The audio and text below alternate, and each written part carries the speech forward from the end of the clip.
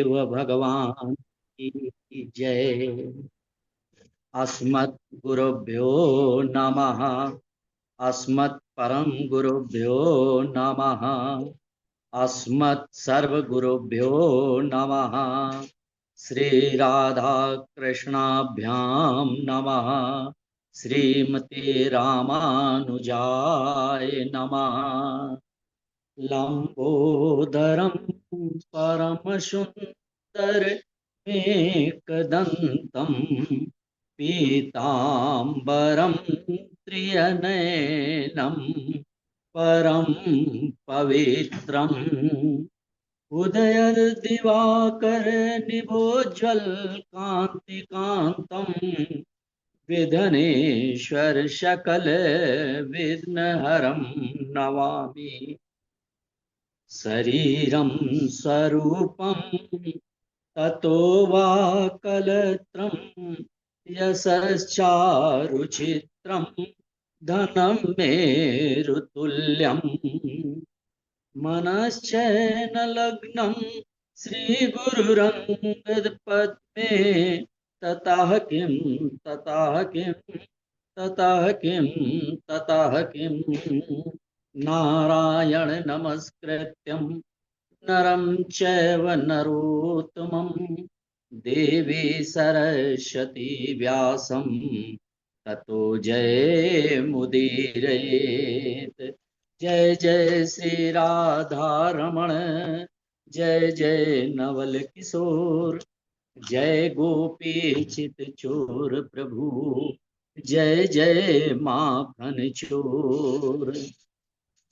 वराहपीठं नटवरवपु कर्ण्यो कणिकारं विभद्रवासा कनककपिशं वैजयन्ती चामालां रन्धान वेणोरधरसुधया पुरयन् गोपवृन्दे बृन्दारण्यं स्वः पदरमणं प्रविशद गीत कीर्ति। रामाय रामभद्राय रामचंद्राय वेदसे रघुनाथाय नाथाय सीताय पतये नमः। अंजनानंदनं वीर जानकी शोकनाशनं कपीसमच्छहन्तारं वन्दे लंका भयंकरम्। मूक करोति वाचालं पंगुलंगते गिरिं यत् कृपात्तमहं वन्दे परमानंद माधवम्। भक्त भक्ति भगवंत गुरु चतुर्नाम बपुए, इनके पद बंदन किए नासत वेद अनेक। बोल श्यावर रामचंद्र की जय। सतगुरुदेव भगवान की जय। पवन सुत हनुमान की जय। आज प्रभु की कृपा से, गुरुवर के आशीर्वाद से कुछ क्षण के लिए आप सबके बीच में कुछ कहने सुनने का अवसर मिला। ये बड़ा सौभाग्य है कि हम सब लोग एक साथ एक जगह पे बैठ करके भगवान के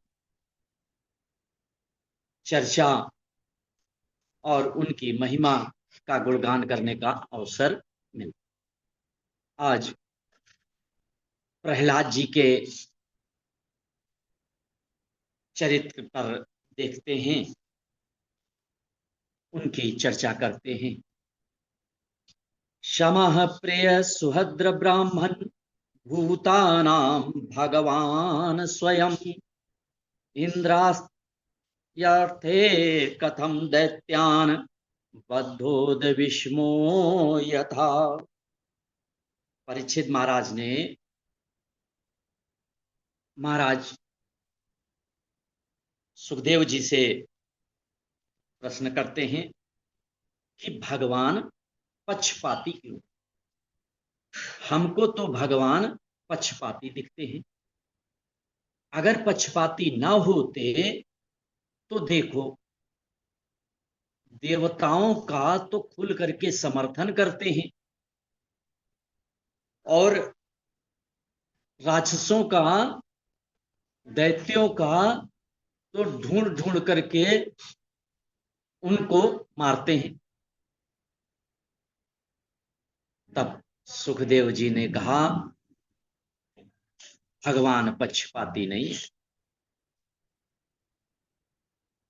भगवान पक्षपाती नहीं है, क्योंकि अगर भगवान से प्रेम करना है तो भगवान के प्रेम के लिए, मिलने के लिए और उनको, उनकी बात को समझने के लिए 6 बातों को या 6 प्रयासों के द्वारा भगवान से प्रेम किया जा सकता है, भगवान को जाना जा सकता है, भगवान को समझा जा सकता है। वो 6 क्या चीजें हैं? पहला है प्रेम। भगवान को प्रेम के द्वारा हम प्राप्त कर सकते हैं। दूसरा है भय। तीसरा है बैर। चौथा है पारिवारिक संबंध। और पांचवा है भक्ति भाव। ये, और जबकि मनुष्य प्रेम भाव से नहीं, बैर भाव से ज्यादा जुड़ता है, ज्यादा प्रेम करता है। जरा सा रुष्ट हुआ, जरा सी उसकी पूर्ति कार्य की नहीं हुई, बस बैर शुरू। और देखिए, इन 6 भावों से कैसे, किसने प्राप्त किया है, उनसे भी हम सीख ले। जैसे कंस था, रावण था, भगवान को पानी पी पी कर गाली देते थे। तो क्या उनकी जबान में या उनके शरीर में कोई दिक्कत हुई, कोई कष्ट हुआ, कोई कोढ़ हुआ? लोग कहते हैं कि गाली दोगे तो कोढ़ होगा जबान में, क्या उनकी जबान कट गई? ऐसा तो कुछ नहीं हुआ ना। तो ऐसे ही, और जबकि भगवान ने उनको क्या किया, उनके उद्धार के लिए भगवान ने जन्म लिया, अवतार लिया है, और तब उनका कल्याण किया। तो भैया वो कैसे? अब देखिए, जैसे गोपियां थी, तो गोपियों ने क्या किया, भगवान से प्रेम भाव से उनका चिंतन किया। और उसी जगह, और बैर, बैर तो देखिए कौन था, हिरण्यकश्यप था, हिरण्याक्ष था, ये सब बैरी थे, कंस थे।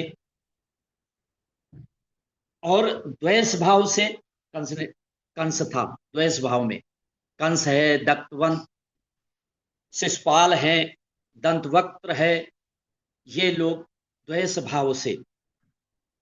और हमारे पांडवों ने परिवार के संबंध से, और हम सब भगवान की भक्ति भाव से भगवान का स्मरण, भजन, मनन, चिंतन, कीर्तन करते हैं और भगवान की कृपा को प्राप्त करने के लिए प्रयास करते हैं।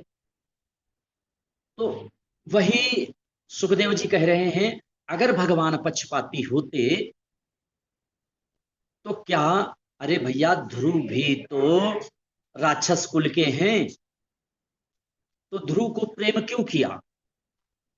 और ध्रुव से ऐसा प्रेम किया, उनको सीने से लगा लिया।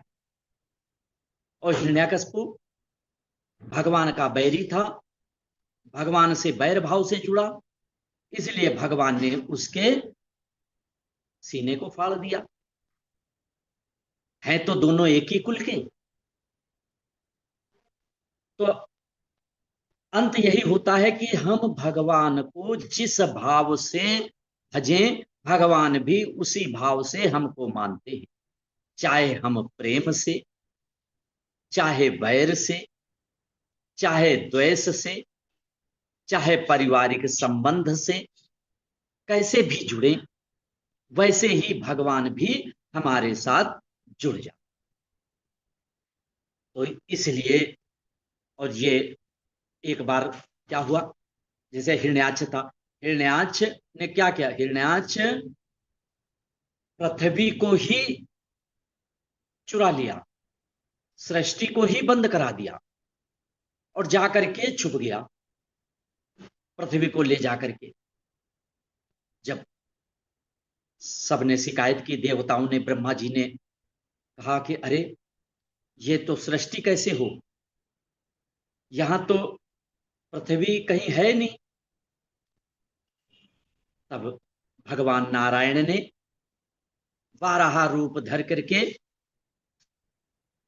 हिरण्याक्ष को वध करके पृथ्वी को ला करके किया।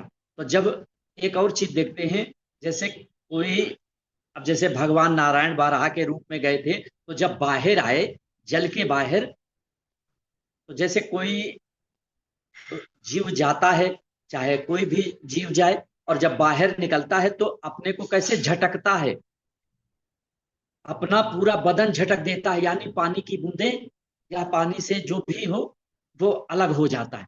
वैसे ही भगवान ने भी अब जब बारहा के रूप में आए और पृथ्वी को ला के रखा तो अपने बदन को झटका, तो जो बूंदे उससे गिरी उसी से कुश हुआ।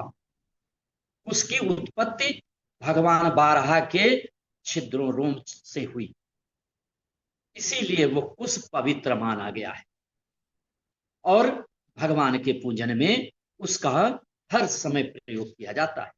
पैंती के रूप में,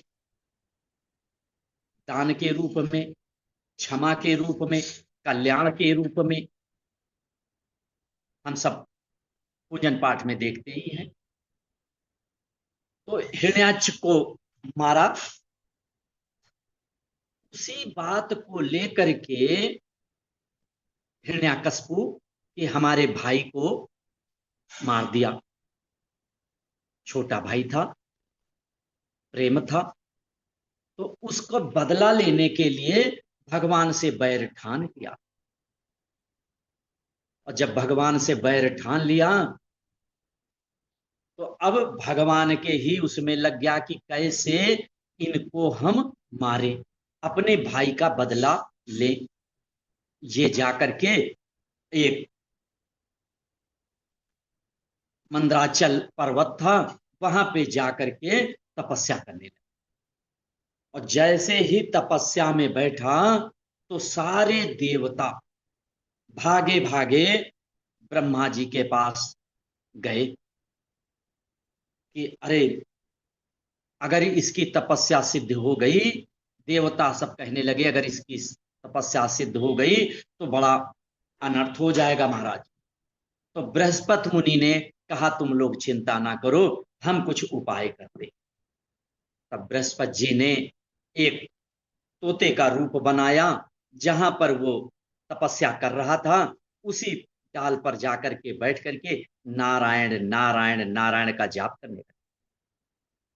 अब जो तपस्या में बैठा था हिरण्याकश्यपु, उसके तपस्या में मन नहीं लगे। फिर सोचने लगा अरे हम तो जिस से बदला लेना चाहते हैं और हमारे बैरी का ही ये नाम जप रहा है, तो मन लगेगा नहीं, चलो आज का दिन हमारा लग रहा अच्छा नहीं है। और घर वापस आ गया। और जैसे घर आया तो देवी जी ने पूछा अरे तपस्या बड़ी जल्दी सिद्ध हो गई। तो हल्का सा मन उदास हुआ और कहा नहीं देवी जी ऐसी बात नहीं है, आज क्या बताएं, दिन ही कुछ अच्छा नहीं था। जैसे ही तपस्या में बैठे वैसे ही एक तोता आकर के नारायण नारायण का जाप करने लगा।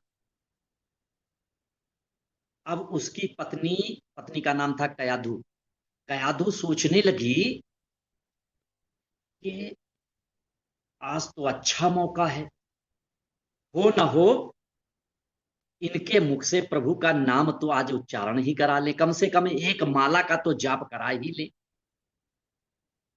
तो फिर उसने कयाधु ने कहा अरे हमको तो ऐसा नहीं लगता है कि पक्षी भी कहीं बोलते हैं। अरे नहीं देवी जी ऐसी बात नहीं, वो पक्षी बोल रहा था। क्या बोल रहा था? नारायण नारायण कर रहा। अच्छा, इसी तरह से दिन भर में कयाधु ने उससे 108 बार नारायण का जाप करवा लिया। बड़ी प्रसन्न हुई, चलो कम से कम भगवान का नाम तो 108 बार लिया। फिर समय बीता और तपस्या के लिए निकल गया हिरण्यकश्यप कि आज हो चाहे न हो, आज तो अब हम ऐसी तपस्या करेंगे कि ब्रह्मा को तो आना ही पड़ेगा, वरदान देना ही पड़ेगा। ये देखिए डर होता है, जैसे ये कहते नहीं, हिम्मत होनी चाहिए, विश्वास बदल सकता है, और याद और पूर्ण में संकल्प बढ़ सकता है। अगस्त मुनि ने क्या किया था, यही संकल्प है तो किया था कि हम समुद्र को पी जाएंगे। वही, अब कोई कहे समुद्र में चुल्लू भर में समुद्र पी जाएंगे, अरे एक लीला है कि समझाना है। वैसे ही आज हिरण्यकश्यप ऐसे तप में लगा, ऐसा तप घोर किया है कि उसके पूरे शरीर पे दीमक लग गई, पूरे दीमकों ने अपना घेरा बना लिया, मिट्टी से घिर गया। भगवान को सारे भगवान को आना पड़ा। भगवान ने वरदान के लिए हिरण्यकश्यप को वरदान दिया है। और क्या वरदान दिया है कि तुलसी जाके मुख से धोखे हूं निकसे राम, मेरे तन की चामड़ी वाके पग के चाम। ऐसी घोर तपस्या वाणी से किया था कि भगवान को आना ही पड़ा। और जैसे ब्रह्मा जी आए और कहा, उत्तिष्ठोत्तिष्ठ भद्रम ते तपः सिद्धोऽसि काश्यप, वरदोह मनु प्राप्तो प्रयतामिप सतो वरा। अरे ब्रह्मा जी ने मधुर वाणी में कहा, अरे हिरण्यकश्यप उठो, और जो तुम्हारी इच्छा हो वो मांग लो। अब हिरण्यकश्यप ने भगवान को प्रणाम किया, और प्रणाम करते ही, भगवान के दर्शन करते ही मुख से एक ही शब्द निकला कि हमको अमर कर दो। अच्छा, राक्षस लोग कहीं भी वरदान मांगते हैं, आपने देखा होगा, पढ़ा होगा, सुना होगा कि हमेशा अमर होने का वरदान मांगते हैं कि हम मरे ना। सबसे ज्यादा उनको डर मरने का ही रहता है, और मरते सबसे पहले। तो भगवान ने कहा, ब्रह्मा जी ने कहा, भैया ये क्या मांग रहे हो? अरे अमरता का वरदान मांग रहे हो तो हम ही अमर नहीं है, तुमको कहां से अमर का वरदान दे दे? कोई और वरदान मांग लो, जो हम नहीं दे सकते हैं, जो हम ही नहीं है, वो तुमको कहां से देंगे? तब हिरण्यकश्यप ने कहा, तो प्रभु एक नहीं, फिर एक से काम नहीं चलेगा, कई वरदान मांगने पड़ेंगे, कई देने पड़ेंगे आपको। कहा ठीक है, जितने चाहो उतने मांग लो भाई, क्योंकि तुम्हारी जैसी तपस्या भी तो किसी ने नहीं की है। तब भैया हिरण्यकश्यप ने तो ऐसा वरदानों की झड़ी लगा दी, न दिन में मरू, न रात में मरू, न ऊपर मरू, न नीचे मरू, न सुबह मरू, न रात में मरू, न अस्त्र से मरू, न शस्त्र से मरू, आपके किसी 12 महीनों में न मरू, और आपकी बनाई हुई सृष्टि में भी हम किसी से ना मरे। ब्रह्मा जी ने सोचा, अरे राम राम, इतना, ये आखिर ये करेगा क्या, जरूर कुछ ना कुछ ये कुछ अनिष्ट करेगा। मगर चलो भाई, तपस्या भी इसके जैसी किसी ने नहीं की है, कोई बात नहीं। भगवान ने तथास्तु कहा और ये प्रसन्न हो गया। सोचने लगा कि अब हमको कौन मार पाएगा, अब इतने सारे वरदान तो हमने ले लिया, अब किसी से मैं मरने वाला नहीं हूं। तब आया और जा करके देवताओं को इधर उधर परेशान करने लगा, पकड़ने लगा ना, और पकड़ पकड़ करके अपने घर में लाने लगा, सबसे काम कराने लगा। सारे देवता त्राहिमाम माम करने लगे। सब प्रार्थना कर रहे हैं कि ये कैसे मरेगा, कैसे क्या होगा, कब तक कष्ट सहना पड़ेगा। सब भगवान से विनती भी कर रहे हैं, मगर इधर वो सबको परेशान किया हुआ, सबको अपने घर में बांध बांध ला ला के डाल दिया है, और अपनी मनमानी अपनी इच्छा के अनुसार सबसे कार्य ले रहा है। इधर हिरण्याकश्यप के 4 पुत्र हुए हैं, राद, अनुराद, सहलाद, प्रहलाद। प्रहलाद सबसे छोटे थे और सबसे बुद्धिमान। इनको थोड़ा सा बड़े हुए, सोचा चलो पढ़ने के लिए भेज दें, पढ़ने के लिए बुलाया है। और जो इनका विद्यालय होता है उस विद्यालय में भेजा। वहाँ संडा मर्क आदि गुरुजी ने इनको शिक्षा देना शुरू किया। और जब शिक्षा देने लगे, और एक कहते नहीं है कि जो जैसी जैसी नीति होगी, हिरण्याकश्यप ने की जैसी उनकी नीति है, राज्य है उनका, राजा है वो, तो जो राजा का नियम होगा, जो उनकी किताबें होंगी, जो वो बताएंगे वही तो पढ़ाएंगे। अच्छा, अब ये कोई अच्छी बात तो पढ़ाएंगे नहीं, ये तो द्वेष की ही बात बताएंगे, और वही सब वो पढ़ा रहे हैं। ब्राह्मण भले ही हैं, मगर जो राज्य, जो टीचर जैसे है, अगर जो सरकार का नियम होगा, जो सरकार की किताबें होंगी, वही तो शिक्षक पढ़ाएगा, वही वो भी पढ़ा रहे हैं। और हिरण्याकश्यप का सख्त आदेश है कि राक्षस विद्या पढ़ाई जाए और इसको धर्म से दूर रखा जाए।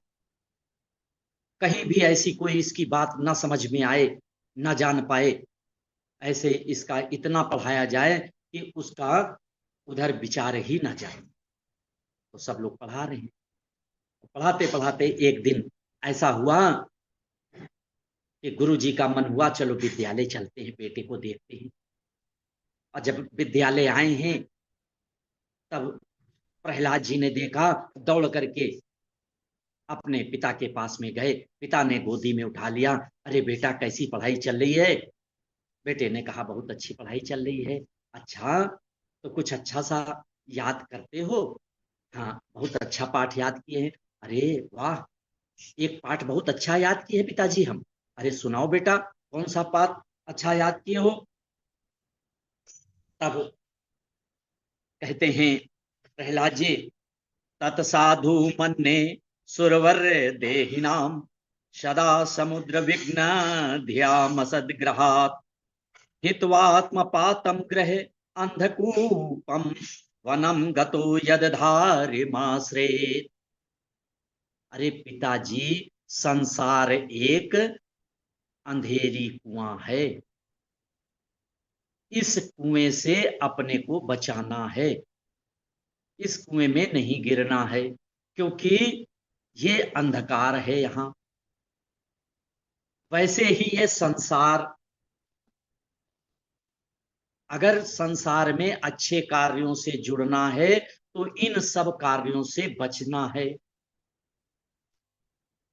अरे तो जैसे सुना, ये अंधेरी कुआं है, ये है, तैसे प्रहलाद को उन्होंने तुरंत अपनी गोदी से उठा दिया। कहा, बेटा जाओ, जरा अपने गुरु जी को भेजो।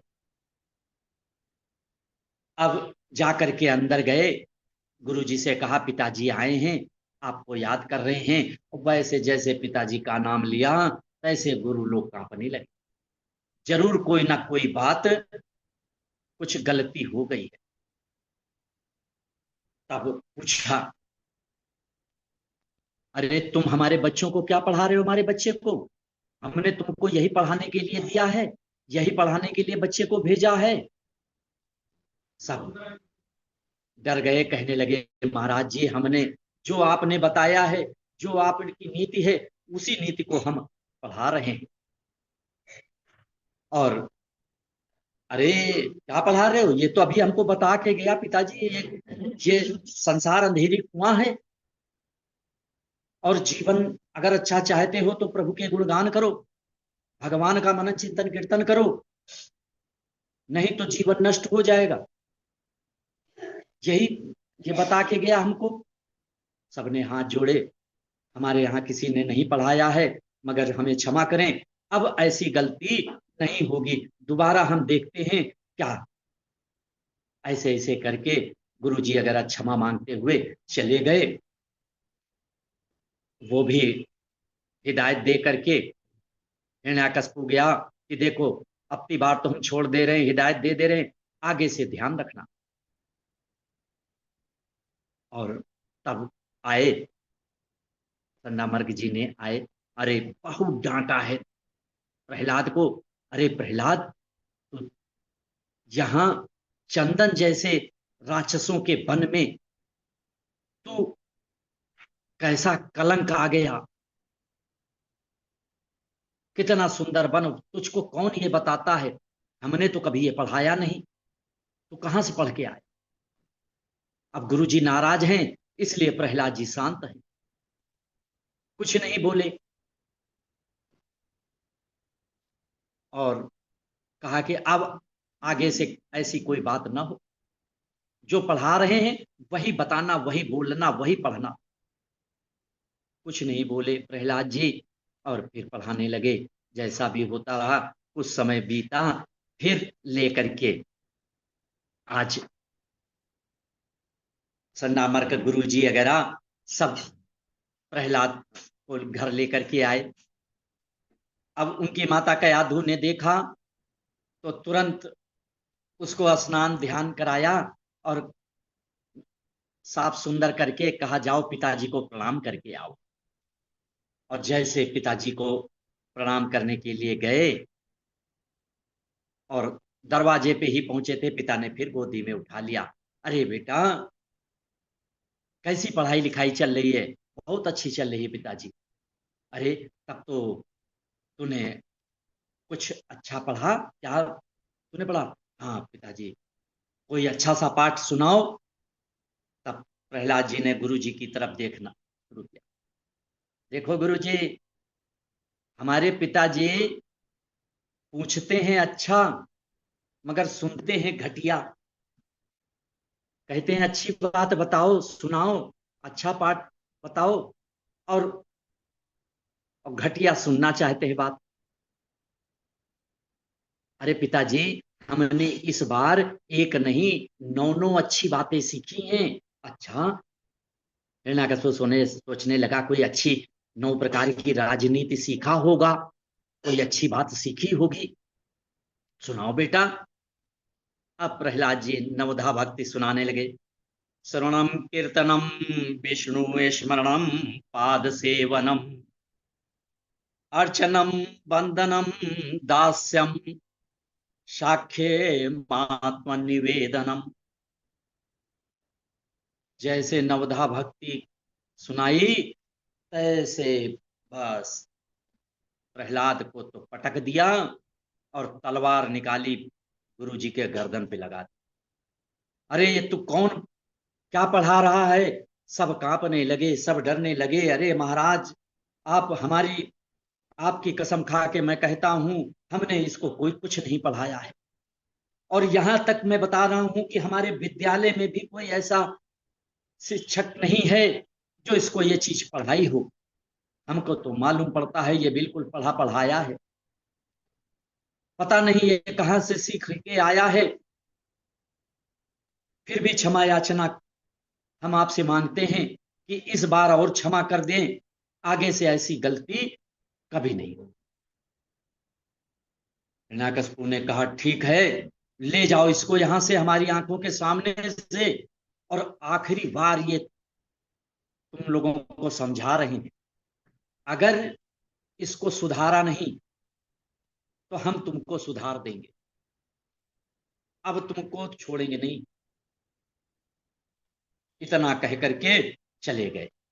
और जैसे चले गए, इसको तो इतना क्रोध गुरुओं को आया, संडामर्क जी ने इसको उठा उठा के पटकना शुरू कर दिया, बहुत पिटाई लगाई, बहुत इसको इसके साथ शक्ति बरती है,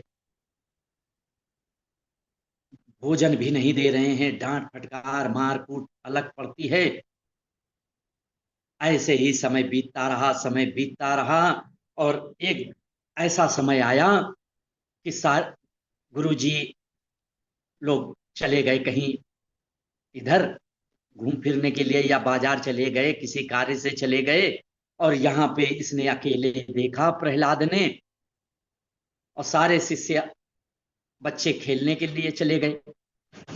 तब प्रहलाद जी ने अच्छा मौका देखा, और देख करके कि अब तुरंत बच्चों को आवाज लगाई, अरे बच्चों आओ जरा सा खेल खेलते हैं। सारे बच्चे दौड़ के आए, कौन सा खेल खेलते हैं? आंख मिचौली का खेल खेलते हैं। आंख मिचौली? हाँ, अरे ये तो बड़ा पुराना खेल है, बच्चे कहने लगे ये तो। हाँ यही तो, ये आंख मिचौली का खेल। आंख मिचौली यानी आत्मा और परमात्मा का ही खेल होता है। सब कहने लगे, प्रहलाद एक बात तो ठीक है,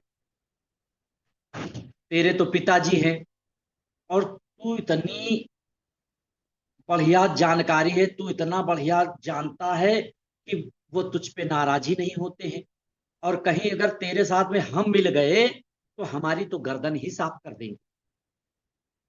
इसलिए भैया हमको तेरे से बड़ा डर लगता है, मगर एक मन करता है कि तेरे साथ ही खेले, क्योंकि तेरी वाणी और तेरे विचार हमको बड़े अच्छे लगते हैं। और फिर सोचते हैं कि तुम इतनी अच्छी अच्छी बातें करते हो, तो गुरुजी हमको क्यों नहीं ये बातें बताते हैं, तो तुम कैसे जान जाते हो? तब उसने कहा, भैया देखो, हमारे गुरुजी नारद जी हैं। वो कैसे? अरे जब माँ हम माँ के पेट में थे, उस समय हमारी माँ को इंद्र उठा ले गया, और नारद जी ने हमारी माँ को इंद्र से बचाया, अपने आश्रम में लाए, हम उनके पेट में थे, और उनको भगवत कथा सुनाई, उनको अच्छे अच्छे भजन सुनाए, उनको कीर्तन बताया, और भगवान के गुणों की कथा सुनाई। वही हमने भी सुन लिया। तब से हमने, हमारे असली गुरु नारद जी हैं। हाँ भैया, तभी तो हमारे गुरुजी भी कहते थे, ये पढ़ा पढ़ाया पैदा हुआ है, आज समझ में आया। प्रहलाद तुम बिल्कुल सही कहे। अच्छा भैया, मगर एक बात है, अगर हम तुम्हारे साथ खेलें तो हम तो बचेंगे नहीं, हम तो मार दिए जाएंगे। हमारी अगर रक्षा करो और रक्षा करने का वचन दो तो हम तुम्हारे साथ खेलें। और तब प्रहलाद जी ने कहा, कोई चिंता की बात नहीं, हम रक्षा करेंगे। जो हमारी रक्षा करता वही तुम्हारी भी रक्षा करेगा। भगवान का पूजन करो, भगवान का ध्यान करो, भगवान के कीर्तन गाओ, और हम सब मिलकर के भगवान का गुणगान करें। और भगवान का गुणगान करने लगे। जैसे भगवान का गुणगान करने लगे और करते रहे, सब मस्त हो गए, भगवान की ऐसे ही गुणगान होते हैं। जब मस्त हो गए, वैसे मास्टर जी आ गए। मास्टर जी ने देखा, रे भैया सब तो अपने सारे स्कूल के बच्चे मस्त भजन कीर्तन मनन चिंतन कीर्तन कर रहे हैं, कोई किसी की बात सुन ही नहीं रहा, कोई किसी को देख ही नहीं रहा। संडामर के गुरु जी भाग करके गए, हिरण्याकशिपु, महाराज जी गजब हो गया, महाराज जी गजब हो गया। क्या हो गया? अरे ये भक्ति रोग फैल गया, ये जो नारायण रोग है ये फैल गया। क्योंकि ये ऐसा रोग है, एक को लगा तो तहां सबको लग गया। जैसे सुना तैसे भागते हुए आया, और यहाँ भरपूर आवाज में चिल्लाया है, और जैसे चिल्लाया तैसे सारे बच्चों का ध्यान टूटा। और जब ध्यान टूटा, ऐसे ही सबको डांट फटकार लगाई और सोचने लगे कहीं ऐसा ना हो ये तो हमारी ही मृत्यु का कारण बन जाए। इसलिए उन्होंने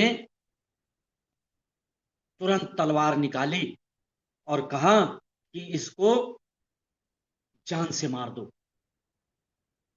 ले जाओ हमारी आंखों के सामने से। और इसको खूब पर्वतों से गिराया, नदी में डुबोया, आग में जलाया, जहर पिलाया, कितने इसके साथ घोर कष्ट दिए गए। पर जहां भगवान बचाने वाले हैं, राम मरे तो हम मरे, हमरे मरे बलाय, अविनाशी की गोद में मरो न मारो जाए। जिसकी रक्षा भगवान करे भैया, उसको कौन मार सकता है।